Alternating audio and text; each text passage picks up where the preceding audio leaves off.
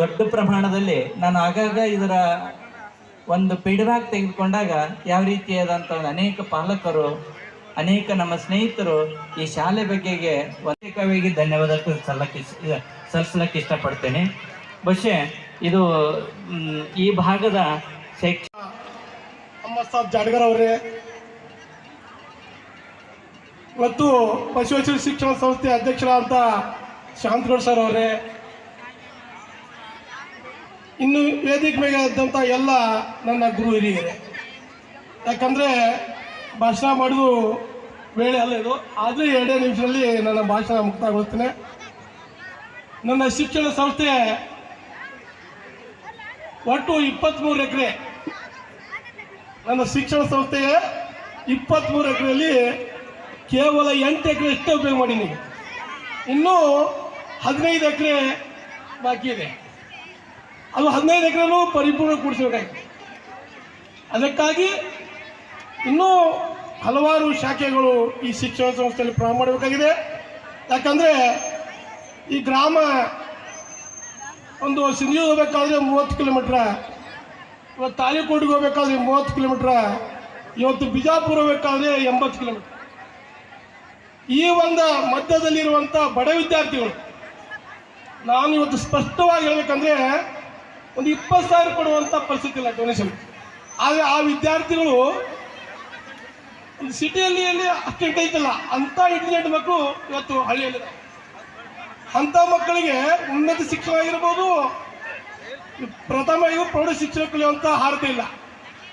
ಅಂಥ ಮಕ್ಕಳನ್ನು ತೆಗೆದುಕೊಂಡು ಈ ಶಿಕ್ಷಣ, ಒಳ್ಳೆಯ ಶಿಕ್ಷಣವನ್ನು ನೀಡಿ ಇವತ್ತು ಮೆಡಿಕಲ್ ಆಗಿರ್ಬೋದು, ಇಂಜಿನಿಯರ್ ಆಗಿರುವಂಥ ಹಲವಾರು ಉದಾಹರಣೆಗಳಿವೆ.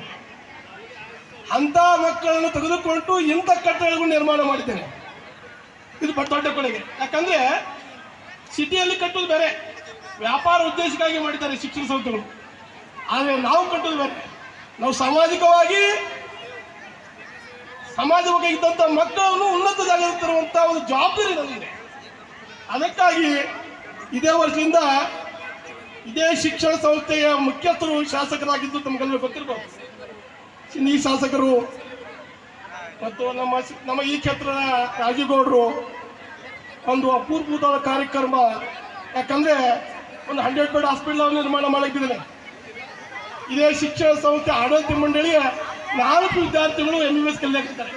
ಇದೇ ಶಿಕ್ಷಣ ಸಂಸ್ಥೆಯಲ್ಲಿ ಕಲಿತು, ಇದೇ ಶಿಕ್ಷಣ ಸಂಸ್ಥೆಯಲ್ಲಿ PUC ಸಾಹಿತ್ಯ ಕಲಿತು 4 ವಿದ್ಯಾರ್ಥಿಗಳು MBBS ಕಲಿಯಾಗುತ್ತಿದ್ದಾರೆ. ಅವರು ಪುನಃ MBBS ಕಲಿತು ಇದೇ ಕ್ಷೇತ್ರದಲ್ಲಿ ಸೇವೆ ಮಾಡಲಿ ಅನ್ನೋ ದೃಷ್ಟಿಯಿಂದ 100 ಬೆಡ್ ಹಾಸ್ಪಿಟಲ್ ನಿರ್ಮಾಣ ಮಾಡಲಿದ್ದೇನೆ. ಕೇವಲ ನಮ್ಮ ಸೇವೆ ಅಲ್ಲ, ನಮ್ಮ ಬರುವಂಥ PU ಈ ಭಾಗದಲ್ಲಿ ಸೇವೆ ಆಗಲಿ, ವೈದ್ಯಕ ಶಿಕ್ಷಣದಾಗಿರ್ಬೋದು, ತಾಂತ್ರಿಕ ಶಿಕ್ಷಣ ಆಗಿರ್ಬೋದು ಅನ್ನೋ ದೃಷ್ಟಿ ಇಟ್ಟುಕೊಂಡು ಒಂದು ಫಾರ್ಮಸಿ ಕಾಲೇಜನ್ನು ಈ ವರ್ಷದಿಂದ ತಂದಿದ್ದೇವೆ. ನಮಗೆಲ್ಲ ನಿಮಿತ್ತವಾಗಿ SSLC ವಿದ್ಯಾರ್ಥಿಗಳ ಈ ಸರಳ ಸುಂದರವಾಗಿರ್ತಕ್ಕಂಥ ಸಮಾರಂಭದಲ್ಲಿ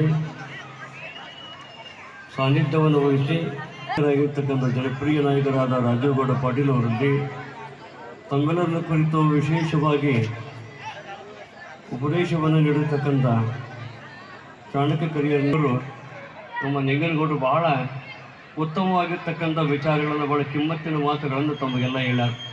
ಹಿಂಗೆ ಕೇಳಿ ಹಿಂಗೆ ಹೋದ್ರೆ ನಿಮ್ಮ ಬದುಕು ಪರಿಪೂರ್ಣವಾಗಿ ರೂಪುಗೊಂಡಂಗಿಲ್ಲ.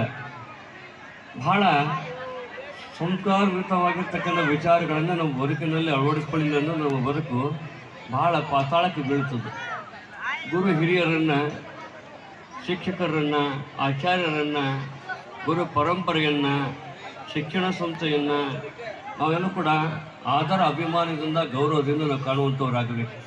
ಶ್ರದ್ಧೆ ನಿಷ್ಠೆ ಇಟ್ಟು ನಾವು ಆ ಮಾರ್ಗದಾಗ ನಡೀಲಿಲ್ಲ ಅಂತಂದ್ರೆ ನಮ್ಮ ಬದುಕಿನ ಅಧಪತನಕ್ಕೆ ನಾವೇ ಕಾರಣರಾಗ್ತೀವಿ.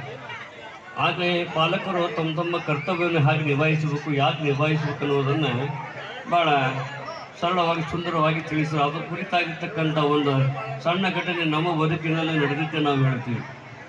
1996ನೇ ಇಸ್ವಿ ಒಳಗೆ SSLC ವಿದ್ಯಾರ್ಥಿಯಾಗಿದ್ದೆ ನಾನು. ಖೋ ಆಡೋದಾಗಲಿ, ಕ್ರಿಕೆಟ್ ಆಡೋದ್ರಲ್ಲಿ ಭಾಳಷ್ಟು ಆಸಕ್ತಿ ಉಳ್ಳಂಥ ಆಗಿದ್ದೆ ನಾನು. ಒಂದು ಸಂದರ್ಭದೊಳಗೆ ಆಟದ ಪೀರಿಯಡ್ ಇದ್ದಂಥ ಸಂದರ್ಭದೊಳಗೆ ನಾವೆಲ್ಲ ವಿದ್ಯಾರ್ಥಿಗಳು ಸ್ನೇಹಿತ ಬಳಗೆಲ್ಲ ಸೇರಿ ಆಟ ಆಡುವಂಥ ಸಂದರ್ಭದೊಳಗೆ ಒಂದು ಹೊಸ ಬಿಲ್ಡಿಂಗ್ ಕಟ್ಟಕತ್ತಿದ್ದರು ಶಾಲೆ ಒಳಗೆ. ಈ ಭಾಗದ ಈ ಮೂಲೆಯಾಗ ಬೋರ್ ಇತ್ತು, ನಾವು ಈ ಭಾಗ ನಡ್ಕೊಂಡು ಆಟ ಆಡಕತ್ತಿದ್ವಿ. ಈ ಮೂಲೆ ಒಳಗೆ ಕಟ್ಟಡ ನಡೆದಿತ್ತು. ಕ್ರಿಕೆಟ್ ಆಡುವಂಥ ಸಂದರ್ಭದೊಳಗೆ ಒಬ್ಬ ನಮ್ಮ ಸ್ನೇಹಿತ ಬಾಲ್ ಹಾಕುವಂಥ ಸಂದರ್ಭದೊಳಗೆ ನಾ ಬ್ಯಾಟಿಂಗ್ ಆಡ್ತಾ ಇದ್ದೆ. ನನ್ನ ಹಿಂದೆ ಹಾಯ್ದು ಕೀಪರ್ ಮತ್ತು ಸ್ಟಂಪಿನ ನಡುವರ್ಕ ಆ ಮಹಿಳೆ ನೀರನ್ನು ಹೊತ್ಕೊಂಡು ಹೋದ್ಲು. ಆದರೆ ಹಿಂದೆ ಹಾಯ್ದು ಹೋಗಿದ್ದು ನನಗೆ ಕಂಡಿಲ್ಲ.